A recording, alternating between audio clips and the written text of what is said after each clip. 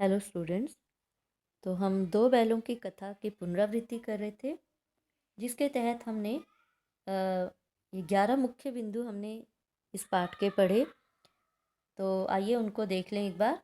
बैल एक सीधा जानवर, हीरा और मोती सच्चे मित्र। हीरा यहाँ मोती लिखा हुआ, हीरा मोती है। हीरा मोती झूरी की ससुराल में, बैल आप वापस झूरी के घर। हीरा मोती दोबारा झूरी की ससुराल में, बैल फिर से भागे। सांड से लड़ाई, हीरा मोती पकड़े गए। हीरा मोती कांजी हाउस में, और हीरा मोती जब कसाई के हाथ में होते हैं, और झूरी के द्वार पर। तो ये कुछ 11 मुख्य बिंदु थे। तो आइए हम प्रश्न उत्तर साझा करें। जो महत्वपूर्ण परीक्षा उपयोगी प्रश्न उत्तर हैं। पहला है, छोटी बच्ची को, देखो बालों लिखा है, बैलों के प्रति होगा यहाँ पर, ठीक है। छोटी बच्ची को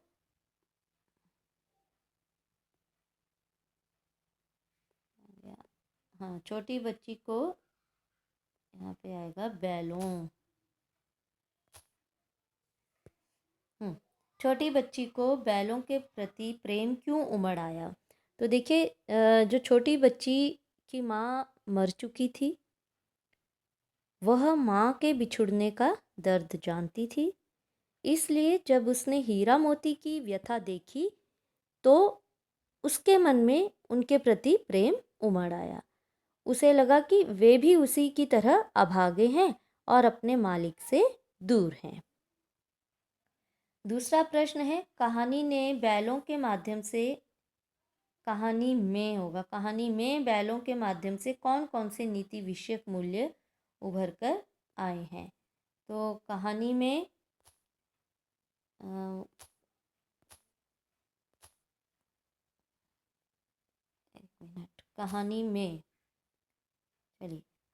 कहानी में बैलों के माध्यम से कौन कौन से नीति विषयक मूल्य उभर कर आए हैं? तो देखिए, निम्नलिखित नीति विषयक मूल्य उभर कर सामने आए हैं इस कहानी के माध्यम से। पहला तो ये है कि सरल सीधा और अत्यधिक सहनशील होना पाप है।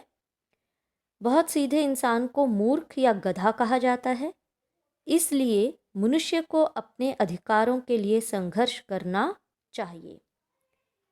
और दूसरा है कि आज़ादी बहुत बड़ा मूल्य है। इसे पाने के लिए मनुष्य को बड़े से बड़ा कष्ट उठाने को तैयार रहना चाहिए।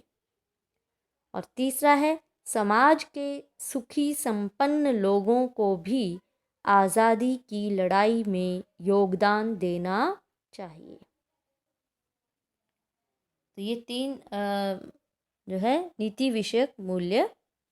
और तीसरा प्रश्न है, किसान जीवन वाले समाज में पशु और मनुष्य के आपसी संबंधों को कहानी में किस तरह व्यक्त किया गया है? तो कहानी में किस तरह से व्यक्त किया गया है? मतलब दो बैलों की कथा में कि पशु और मनुष्य के आपसी संबंध जो है। तो देखिए, इसका उत्तर इस तरह से आप लिखेंगे कि किसान जीवन में पशुओं और मनुष्यों के आपसी संबंध बहुत गहरे तथा आत्मीय रहे हैं। किसान पशुओं को घर के सदस्य की भांति प्रेम करते रहे हैं, और पशु अपने स्वामी के लिए जी जान देने को तैयार रहे हैं। झूरी हीरा और मोती को बच्चों की तरह स्नेह करता था, तभी तो उसने उनके सुंदर सुंदर नाम रखे, हीरा मोती। वह उन्हें अपनी आंखों से दूर नहीं करना चाहता था। जब हीरा मोती उसकी ससुराल से लौटकर वापस उसके थान पर आ खड़े हुए, तो उसका हृदय आनंद से भर गया। गांव भर के बच्चों ने भी बैलों की स्वामी भक्ति देखकर उनका अभिनंदन किया। इससे पता चलता है कि किसान अपने पशुओं से मानवीय व्यवहार करते हैं। अच्छा, अगला प्रश्न है, दो बैलों की कथा में लेखक ने दुर्दशा के किन कारणों का चित्रण किया है। अब दो बैलों की कथा में लेखक ने दुर्दशा के किन कारणों का वर्णन किया है, तो ये बड़े ध्यान से आप सुनिएगा और याद भी रखना है, दुर्दशा के किन कारणों का चित्रण किया है। तो देखिए, दो बैलों की कथा में मुंशी प्रेमचंद ने बताया है कि आज के इस संसार में सरलता, सीधापन, सहनशीलता आदि गुणों का कोई मूल्य नहीं है। ठीक है, ये पंक्ति याद रखनी है आपने कि दो बैलों की कथा में मुंशी प्रेमचंद ने बताया है कि आज के इस संसार में सरलता, सीधापन, सहनशीलता आदि गुणों का कोई मूल्य नहीं है। इनके कारण मनुष्य का शोषण ही होता है। आज का मनुष्य शक्तिशाली को सम्मान देता है, संघर्षशील को सभ्य मानता है। लेखक ने स्वयं भी प्रश्न उठाया है कि अफ्रीका और अमेरिका में भारतीयों का सम्मान क्यों नहीं है, क्योंकि वे सीधे साधे परिश्रमी हैं। वे चोट खाकर भी सहन कर जाते हैं। इसके विपरीत जापान ने युद्ध में अपनी शक्ति का प्रदर्शन करके दुनिया भर में सम्मान अर्जित कर लिया। कहानी में भी हीरा मोती अपनी सरलता और सहनशीलता के कारण शोषण के शिकार होते हैं। जैसे ही वे सींग चलाते हैं या विद्रोह करते हैं तो उन पर अत्याचार होने कम हो जाते हैं।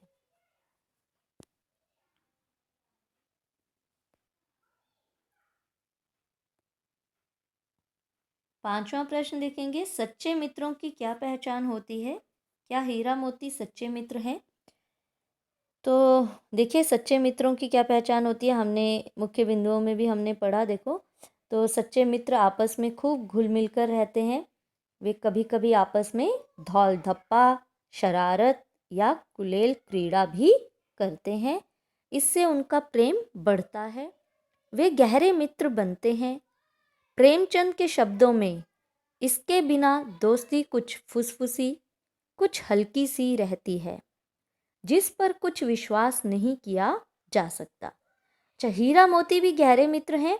वे इकट्ठे खाते पीते हैं, प्रेम प्रदर्शन के लिए एक दूसरे को सूंघते और चाटते हैं, खेल खेल में एक दूसरे को धकेलते हैं, सींग से सींग मिलाकर ठेला ठेली करते हैं, आपस में जोर आजमाइश करते हैं, दूसरे को बिगड़ता देखकर स्वयं पीछे हट जाते हैं।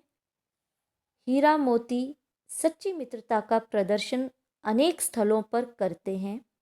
वे दूसरे को संकट से बचाने के लिए खुद संकट सहन कर लेते हैं। इस प्रकार हम कह सकते हैं कि हीरा मोती सच्चे मित्र हैं।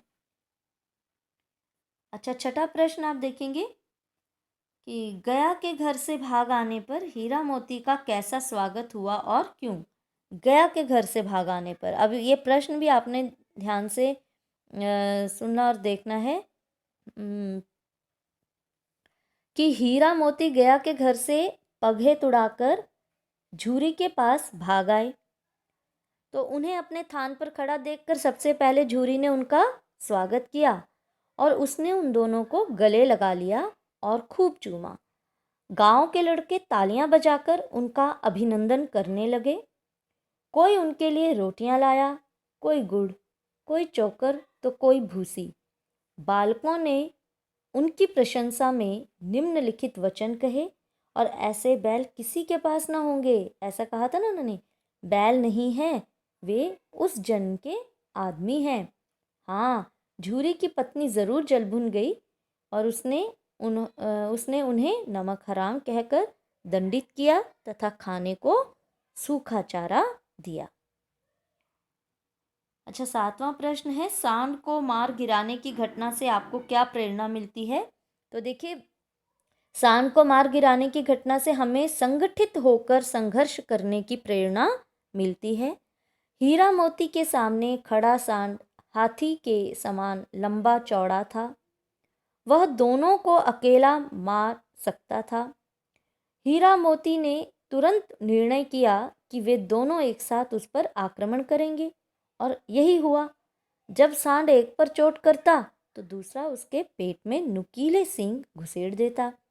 सांड को संगठित शत्रुओं से लड़ने का अनुभव नहीं है, इसलिए थोड़ी ही देर में वह बेदम होकर गिर पड़ा।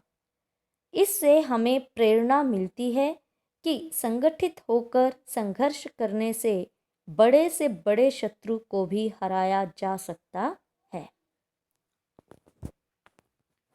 8वां प्रश्न है, देखिए यहाँ भी गड़बड़ होगी, यहाँ आना चाहिए सिद्ध कीजिए, है ना।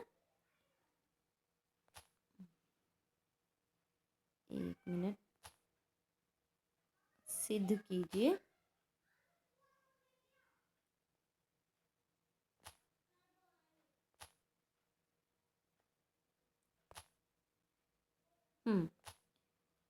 हाँ जी, तो सिद्ध कीजिए कि हीरा मोती क्रांतिकारी हैं, है ना। सिद्ध कीजिए कि हीरा मोती क्रांतिकारी हैं।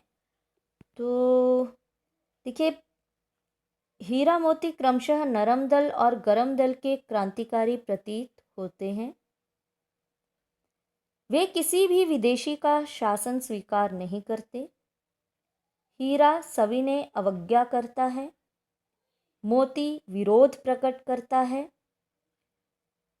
हीरा अहिंसा, धैर्य और सहनशील का परिचय देता है, जबकि मोती प्रतिकार, संघर्ष और बलिदान का परिचय देता है।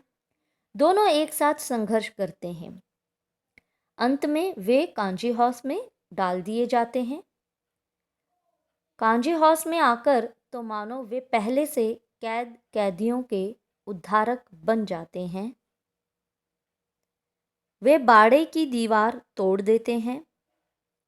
दोनों को संतोष है कि उनके इस संघर्ष से कितने ही प्राणियों की जानें बचीं। हीरा कहता है, देखो जोर तो मारता जाऊंगा, चाहे कितने ही बंधन पड़ते जाएं, है ना। और फिर कहा था, कुछ परवाह नहीं, यों भी तो मरना ही है, यों भी तो मरना ही है। सोचो, दीवार खुद जाती तो कितनी जानें बच जाती। इतने भाई यहाँ कैद हैं, किसी की देह में जान नहीं है। 2-4 दिन और यही हाल रहा तो सब मर जाएंगे। तो मोती के वचन देखिए, उसने कहा था, जिस अपराध के लिए तुम्हारे गले में बंधन पड़ा, उसके लिए अगर मुझ पर मार पड़े तो क्या चिंता। इतना तो हो ही गया कि 9-10 प्राणियों की जान बच गई, वे सब तो आशीर्वाद देंगे। तो देखिए, ये कुछ इस तरह के प्रश्न थे जो मुख्यतः परीक्षाओं में पूछे जाते रहे हैं। ठीक है, तो इन महत्वपूर्ण प्रश्नों के साथ ही 2 बैलों की कथा, ये पुनरावृत्ति हमारी समाप्त होती है। अगले वीडियो में नए पाठ की पुनरावृत्ति के साथ प्रस्तुत होंगे। Till then, bye and thank you.